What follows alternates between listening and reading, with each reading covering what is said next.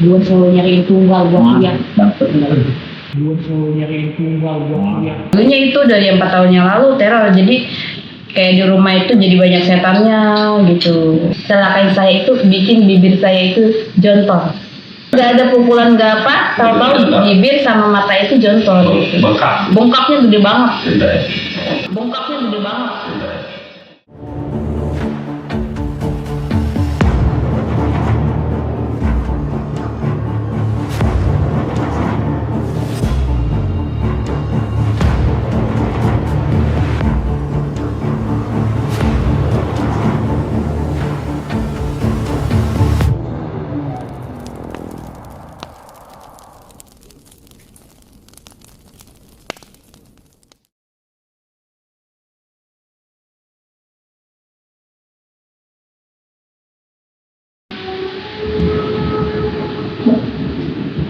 Kebijakan bang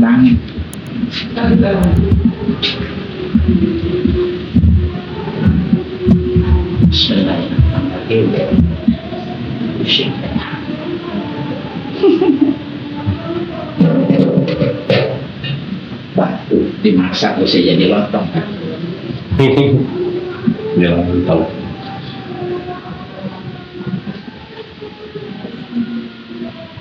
Batu dimasak bisa jadi lontong.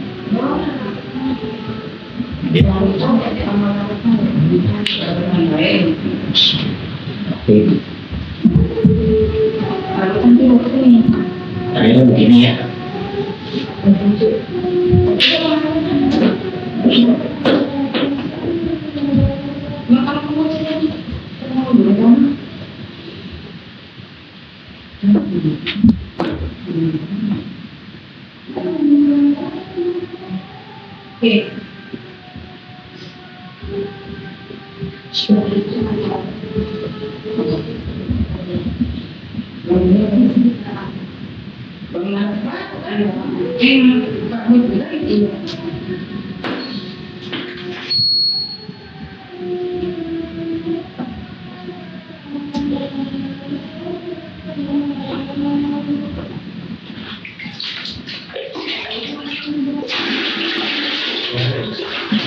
Susu.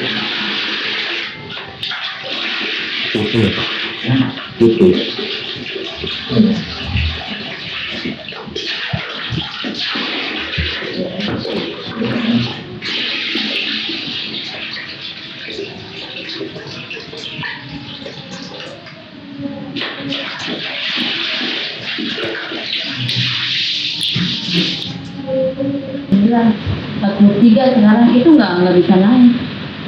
Walaupun makannya banyak. Kalau aku berat badan tambah naik.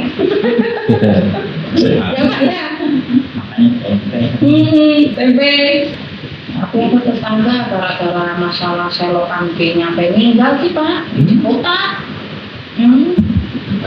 Digituin katanya. Santai. Ngopi kali ini. Saya ada yang ngopi cuma kenyang.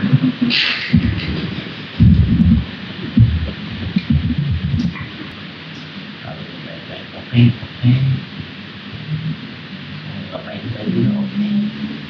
Suka pisang lah.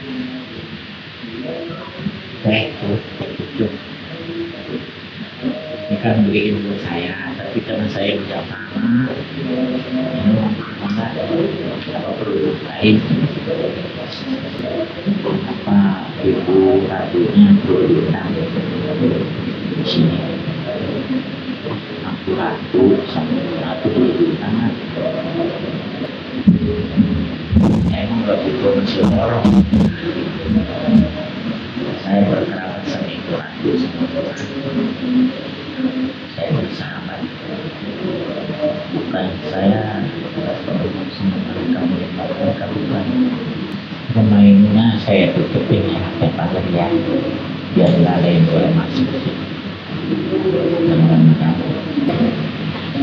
Udah aku. Ya udah. Malah aku. Hah? Tahu lah. Nggak ada lain. Gua semua yang dia baik tahu semua. Budaya Yoi, ngomel penting amat, kecil pun tahu semua. Kerong gua kenal. Suruh datang. Ya mungkin jadi Hah? campur. Ih, dulu. Kalau dulu tidak. Ya kalau lu mah ganggu itu kan anak cucu gua. Jangan lu kira dia nggak ada saudara yang dia keluar dari batu. Dia udah dilahirin sama ibunya, bapaknya di rumah mati 2 aja lu. Gua kalau tahu dari kemarin-kemarin lu bapaknya disakitin. Bukan keluar. Gua kagak terima lu. Gua cari tahu siapa. Gitu pakai pesan kedua. Mengurusin dia yang nyalakan keluarga dia. Gua nggak terima lu. Gua cari terus dia. Lu nih ketemu sama gua nih. Boleh. Gua mau lu main-main sama gua. Gua cuma mau punya dia.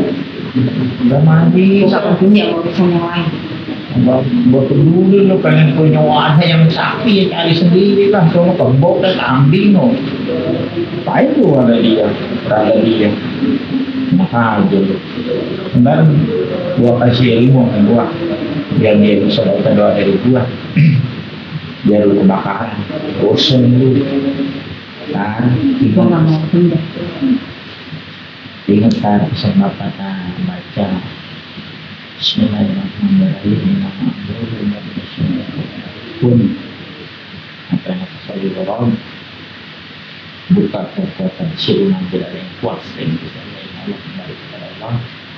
Ilmu syaitan hancur. Orang juga berbinas, berbinas, berjual disebut-sebutnya jinan diwas. Jin yang mengganggu di kolom manusia. Lu jangan ikut campur urusan gua. Gua cuma mau ganti badan. Enak aja lu. Jangan di sana. Kebo aja kebo. Sapi banyak. Kambing. Ya gak mempan dia apa-apain. Enak aja lu. Gak bisa lah manusia. Lu pengen menguasai dunia.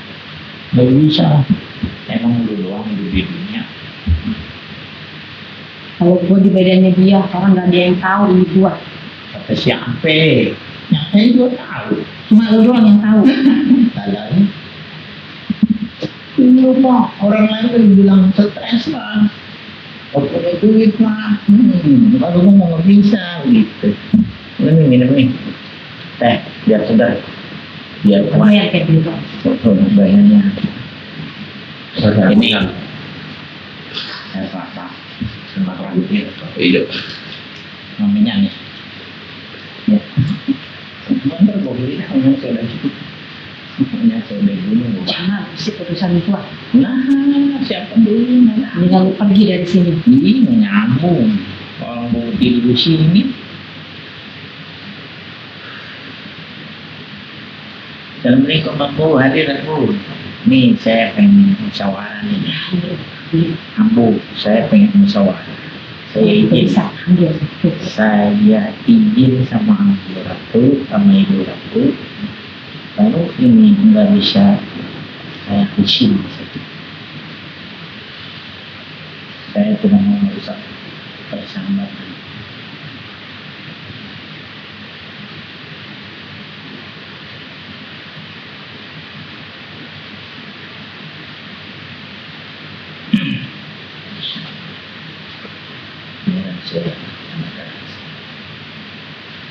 Ada soma deh Suaminya yang minta ganti orang. tadi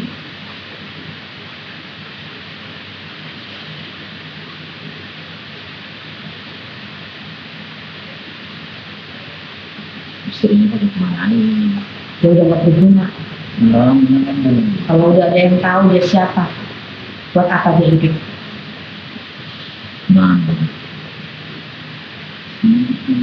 Itu Gak ada yang suaminya, udah gak ada gunanya. suaminya si Dorong itu.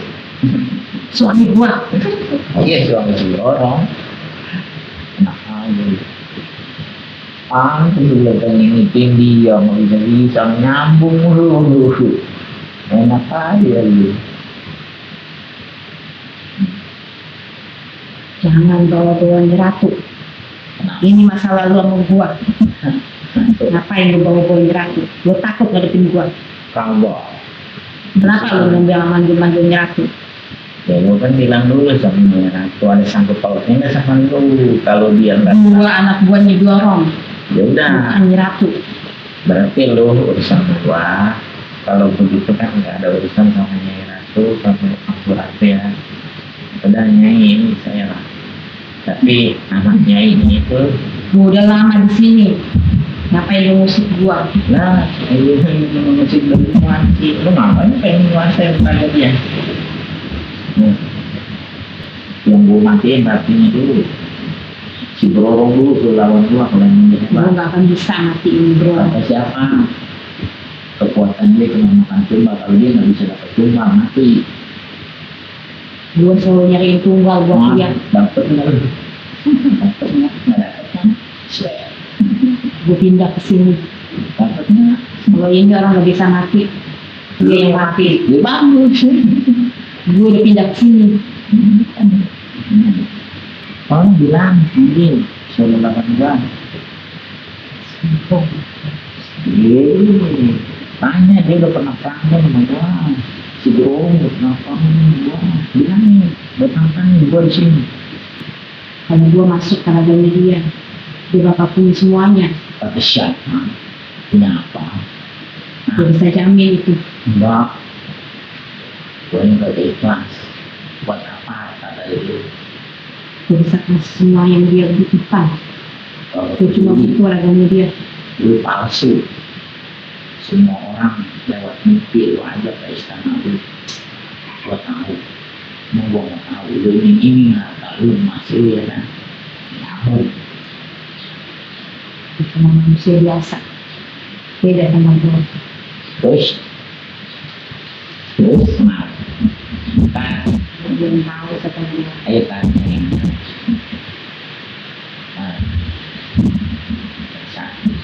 Tuan.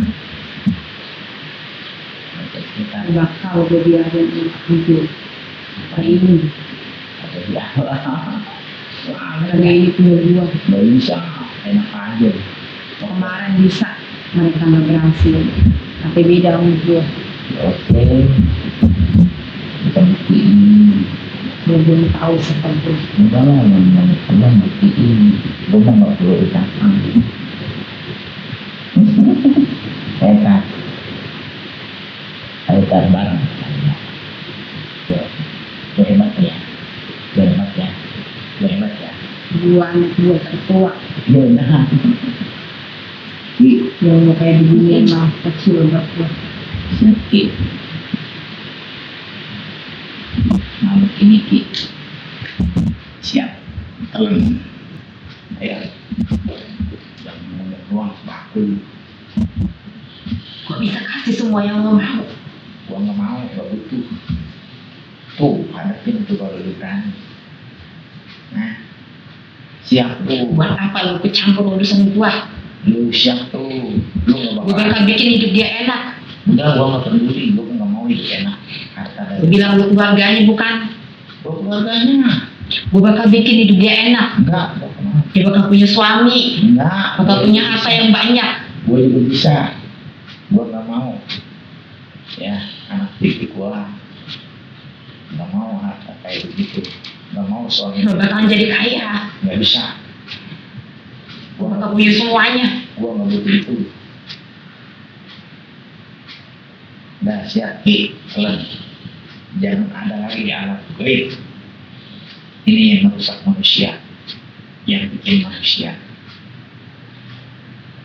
Bismillahirrahmanirrahim. Kalau lu ngebunuh gua, lu ngebunuh satu nyawa manusia. Nah, maafin Bapak ya. Ayo, keluar dari situ kau berani. Keluar dari dekat ini. Bismillah. Ayo keluar.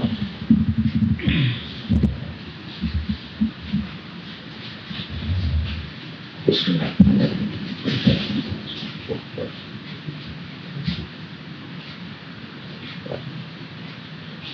Cepat.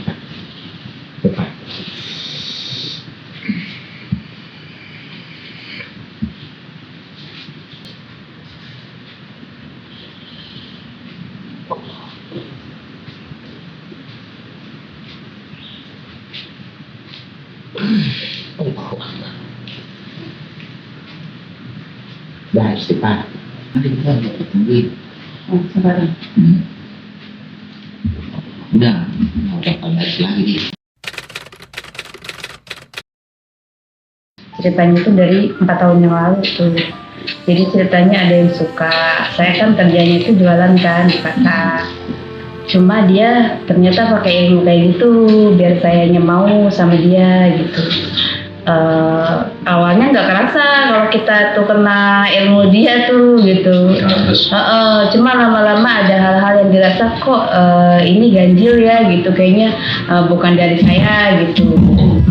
Terus lama-lama kayak sadaran sendiri gitu kalau oh ternyata dipakein kayak begituan. Orangnya tuh ngirimin macam-macam sih ke rumah sama kayak teror. Dulunya itu dari 4 tahun yang lalu teror, jadi kayak di rumah itu jadi banyak setannya gitu. Perasaannya itu Iya, suka ngeliat gitu, ponakan juga suka ngeliat gitu. Terus dari dia tuh udah agak tenang sebentar, ada lagi nih orang lah gitu, cuma dia udah punya istri waktu itu. dekat gitu. Adalah deket lah ya gitu, udah punya istri, cuma dia pakai kayak gituan juga ternyata gitu. Waktu itu sampai parah gitu, sampai nggak doyan makan sama sekali. Selama 3 hari itu nggak makan sama sekali. Selalu nangis gitu, keingetan dia gitu. Kalau ngeliat dia bayi itu dia nangis aja gitu, bengong-bengong gitu. Terus itu dari berat badan kita yang hampir 50 sampai turun jadi 43 kilo gitu. Nah awalnya dari situ itu akhirnya saya memutuskan pindah rumah gitu waktu itu. Habis dari Wisma nggak betah, baru 1 bulan tuh saya pindah lagi ke Kota Bumi dekat pasar gitu. Dan dekat pasar itu ternyata dikituin orang lagi gitu. Punya istri juga gitu. Tapi itu punya istri gitu. Terus habis itu karena nggak nyaman ya dikirimin kayak gitu, akhirnya pindah lagi lah tuh saya ke Kota Bumi juga, tapi tempatnya agak lebih jauh dari pasar. Ya di situ tuh ketemu orang gitu. Dia awalnya pura-pura suka. Pura-pura suka. Ibunya tuh pura-pura mau nyariin jodoh gitu buat anaknya. Oh saya mah gini, karena kan dia punya ilmu ya. Kalau orang punya ilmu kayak gitu, dia bisa melihat nih gitu, kita itu lagi kenapa gitu.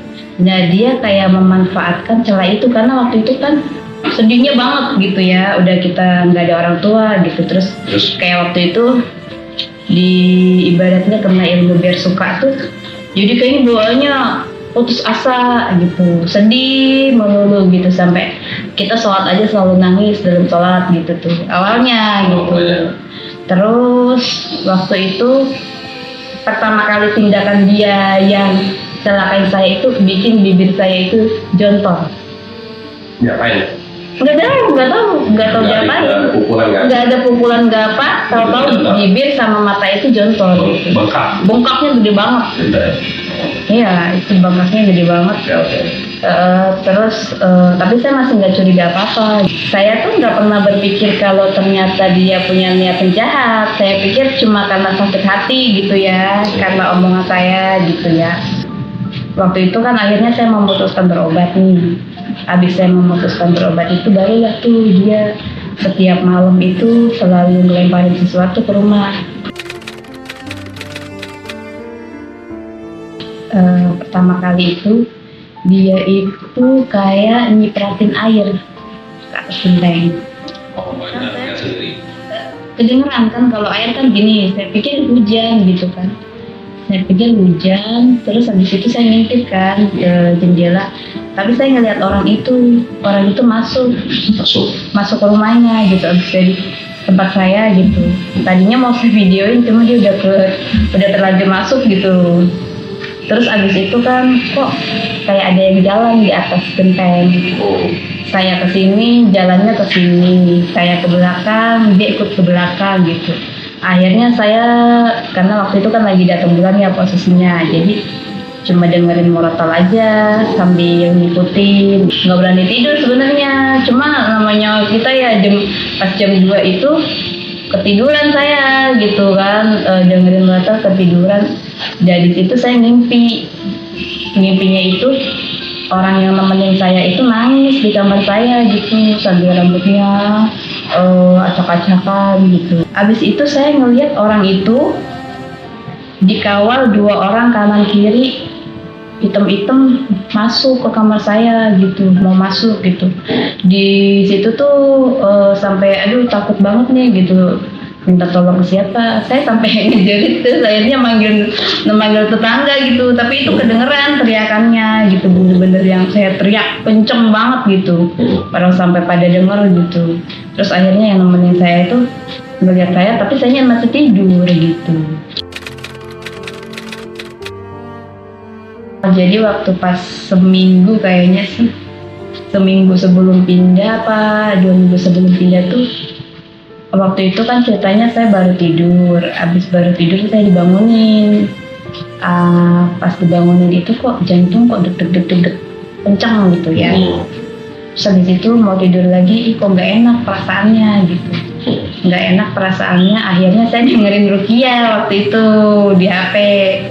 Pas dengerin Ruqyah tiba-tiba ini jadi kayak ngejerit-jerit sendiri, nangis-nangis sendiri gitu. Itu awal mulanya jadi kayak istilahnya jadi kerasukan gitu. Itu di situ. Awal mula kerasukan tuh di sana, di rumah kontrakan saya yang sebelum saya pindah ke sini gitu. Itu sampai ditenangin berapa orang dari jam 12 sampai jam 3 tuh nggak bisa sadar-sadar gitu. Tapi akhirnya ya itu tenang sendiri sampai ustadznya juga pulang karena nggak bisa nanganin, tapi akhirnya ya itu tenang sendiri gitu. Kalau saya tuh waktu itu kan udah ngerasa kok gini nih, kayaknya nggak bisa nih kalau kayak gini nih gitu, nggak bisa saya diemin gitu kan. Terus akhirnya saya ngomong ke orang yang nemenin saya waktu itu, akhirnya saya diajak ke tempat dia ibu-ibu ya gitu. Pertama kali datang dia ngomongnya begini gitu. Oke, sesuai gitu kan. Pas kita diobatin ke situ cuma sehari atau 2 hari itu efeknya hilang gitu. Jadi abis itu dia tetap bisa jailin kita lagi gitu. Akhirnya saya ke tempat dia lagi. Terus dia ngomongnya orang ini nih nggak jahat gini-gini. Tapi saya yakin kalau orang ini nih dengan tujuan yang nggak baik ke saya gitu. Jadi penglihatannya si ibu ini tuh kayak dihilangin gitu. Jadi dia nggak bisa ngelihat kalau orang ini nih niatnya jahat apa gitu. Jadi dipalingkan gitu. Abis itu saya kakak saya sih setelah saya pindah ke rumah ini nih baru kayaknya seminggu kurang, kakak saya tuh bawain ustadz ke rumah ini gitu. Waktu itu sih ustadznya niatnya cuma mau ngeliat doang seberapa parah sih ininya gitu ya, diguna-gunanya gitu. Pas ustadznya natap gitu, sayanya langsung reaksi gitu, teriak-teriak, dan itu pun lama dari jam 9 kayaknya itu sampai jam 1:30 gitu. Itu sama sekali nggak sadar. Dan itu tuh adik saya tuh datang kan, kakak saya datang, adik saya tuh terus-terusan nyetelin Al-Baqarah. Jadi kalau terus-terusan nyetelin Al-Baqarah dia malah nggak mau berhenti, dia malah nggak mau tenang gitu. Dia nggak mau tenang gitu. Biasanya kan kalau itunya dimatiin, Al-Baqarah dimatiin, dia tenang gitu. Tapi adik saya nggak mau gitu, kokoh gitu kan, jangan dimatiin gitu kan. Jadi udah dari jam 9 sampai 1:30 itu sampai nggak pada tidur, belum pada makan gitu. Habis itu si yang mau ngobatin saya itu dia ngomong, maksudnya saya nggak tangan nih gitu, nggak sanggup. Guru saya juga ngomong nggak sanggup gitu, ini mah harus nyari lawan yang sebanding gitu istilahnya, harus segera diobatin juga, kalau nggak diobatin itu kenanya ke mental. Terus kata dia ini juga si tetehnya kalau misalnya makan juga seberapapun banyaknya juga itu nggak akan bikin gemuk. Terus habis itu ada lagi kakak saya tuh yang pertama ngebawain, dia ustadz nih ceritanya, tapi dia lebih sering ngajar ngaji sih ya. Itu dia ceramah aja saya udah reaksi gitu. Tapi terus dia ngeruqyah, kalau dia mau ngeruqyah nggak lama sih, sebentar doang ngeruqyah, habis itu dia pergi tanpa menyelesaikan. Kata dia udah pulang, udah jam 5:30 gitu. Terus malah dia nyaranin ke kakak saya, suruh saya bawa ke dokter spesialis saraf gitu, bilang katanya agak depresi, bipolar ini mah. Terus habis itu kakak saya yang cewek lagi, kan kakak saya ada 4 tuh, kakak saya yang cewek lagi dia ngajak berobat ke kita apa tuh waktu itu? Waktu itu di masjid dulu saya diajak ke situ, terus ketemu sama Habibnya gitu. Habibnya udah tua kasihan, tapi Habibnya juga ini nyerah gitu. Dia bilang, oh maaf ini mah bukan bidang saya, kata dia gitu. Kan dokter aja ada bidang-bidangnya sendiri. Oh, sama Habib juga kata dia gitu. Terus saya disaranin ke Habib, kata dia gitu. Yang di Pekalongan, kan orang Pekalongan kata dia gitu. Tapi kakak ipar saya maksain suruh Habib didoain. Pas habis didoain itu reaksi lagi gitu, teriak-teriak lah segala macem gitu di sana. Kakak saya ngajakin lagi, dia pernah kan dia kan nge-grab, dia pernah nganterin orang gitu, dia kayak gitu juga sama gara-gara istrinya gitu. Kita berobat ke sana. Waktu itu sih ngomongnya malam ini juga keluar gitu. Ibaratnya kan waktu itu saya kalau di Guna-Guna itu susah tidur kalau malam. Bener-bener kalau kata orang itu bangun gitu. Dan setiap kali tidur itu pasti mimpinya dikasih makan atau dikasih minum. Ntar bangun-bangun sakit dadanya gitu. Tapi pas waktu saya banyak banget yang masuk gitu. Si bapaknya sampai ngomong katanya lebih dari 20 makhluk keluar masuk gitu. Iya. Tapi pas nyampe rumah itu keadaan malah tambah lemes gitu. Lemes, terus kata si bapaknya setelah beberapa hari tuh nelpon gitu, katanya gimana nih kabarnya gitu. Terus bapaknya juga cerita, abis ngobatin saya itu dia juga nggak bisa bangun, ya kena serangan ke dia sendiri gitu akhirnya gitu kan. Terus saya disaranin sebenarnya waktu itu buat ziarah ke makam orang tua, karena kan makam orang tua saya kan di Jawa. Padahal tuh di hari itu saya niatnya mau pulang kampung, mau ziarah ke makam orang tua. Tapi kakak saya yang cewek kan ngomong gitu, janganlah, orang keadaannya lagi gak enak badan masa mau pulang kampung sendirian gitu, apalagi naik kendaraan umum kan takut gitu. Awalnya sih sebenarnya waktu itu kayak udah mau pulang kampung tuh, udah badan udah gak enak, suara udah nggak ada gitu kan, lama-lama serak gitu, habis terus pilek, nggak tahu sebabnya apa gitu. Terus akhirnya ada yang nyaranin gitu kan buat lihat nih, coba nih gitu kan di YouTube-nya Macan Betawi gitu ya, suruh berobat ke sini gitu kan. Itu sebenarnya nyuruh kakak kan waktu itu. Sebenarnya kayak ntar kayak yang lain-lain lagi gitu kan, kayak begitu udah bolak-balik ke sana sini juga nggak pada bisa gitu, malah begini gitu. Jadi sebenarnya udah terpaksa aja. Berat hati. Cuma hawanya tuh udah lain, udah panas dingin. Kenapa nih gitu kan? Apalagi si bapaknya itu yang ngobatin saya sebelumnya, ada omongan gitu kan, aduh jangan-jangan gue kenapa-napa gitu kan. Jadi deg-degan sebenarnya mau berobat ke Macan Betawi. Akhirnya ya kita bismillah aja lah gitu, cobain aja gitu kan, namanya ikhtiar gitu kan, karena kan di push terus sama saudara ya kan, udah kita ya namanya itu kan udah nyawa ya gitu kan, maksudnya badan udah nggak enak, udah nggak karu-karuan kan, itu ancamannya pasti nyawa gitu. Akhirnya ya udahlah gitu kan, kita ngundang yang Macan Betawi untuk ngobatin gitu, badan, untuk bersihin rumah gitu. Karena pun kita sholat juga digangguin mulu, jadinya nggak bisa khusyuk kalau sholat juga. Waktu pas pertama diobatin sih, alhamdulillah pileknya tuh sembuh. Iya, pileknya tuh tiba-tiba sembuh gitu. Kalau emang medis masa langsung sembuh gitu kan. Suara alhamdulillah balik lagi gitu, dan yang tadinya badan sakit semua tuh udah lebih baik gitu. Alhamdulillah. Jadi yang dirasa sekarang udah alhamdulillah udah segar, Iya.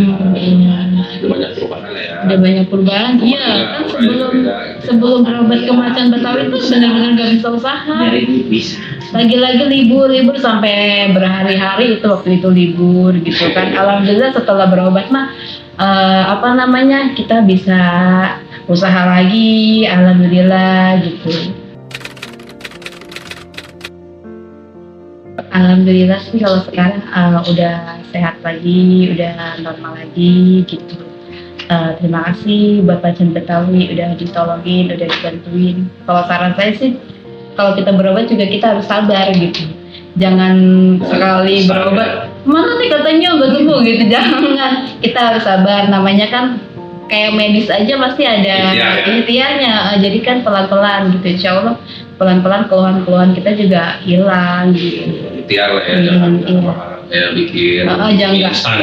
Ya langsung sembuh gitu. Iya, kita ke dokter aja kan butuh Yakin ya. waktu. Iya, yang penting yakin. Yang penting yakin. Iya, terima kasih Macan Betawi. Semoga apa yang dilakukan itu cuma Allah yang bisa bales. Selalu semoga bermanfaat buat yang lain gitu. Dan kalau yang ditimpa musibah gitu ya, cobaan kayak saya ya, semoga aja ini bisa jadi saran gitu buat yang lainnya kalau mau berobat gitu. Karena kan nggak semua orang mau ya gitu, karena apalagi kalau masalah kayak begini kan. Baik saya itu setiap kali berobat pasti mereka ngomong ini mah taruhannya nyawa gitu soalnya gitu. Mudah-mudahan Mbak Tari sehat terus. Amin. Dan gangguan lagi. Amin. Insya Allah ikhtiarnya Mbak Tari membuahkan hasil ya. Amin. Terima kasih ya. Assalamualaikum. Waalaikumsalam.